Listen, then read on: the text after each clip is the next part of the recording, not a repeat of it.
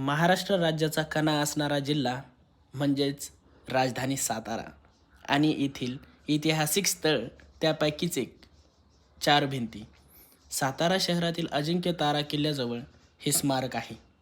या स्मारकाच्या खालील बाजूस आशिया खंडातील सर्वात मोठी संस्था म्हणजेच रयत शिक्षण संस्थेचे कार्यालय देखील लगतच्या बाजूस आहे.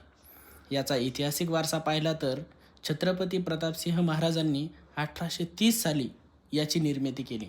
कारण विजयादशमीच्या दिवशी सातारा येथून छत्रपतींची मिरवणूक निघायची आणि ही मिरवणूक राजघराण्यातील स्त्रियांना पाहता यावी म्हणून याची निर्मिती केली गेली. या ठिकाणाला नजर महाल म्हणून पण संबोधले जायचे.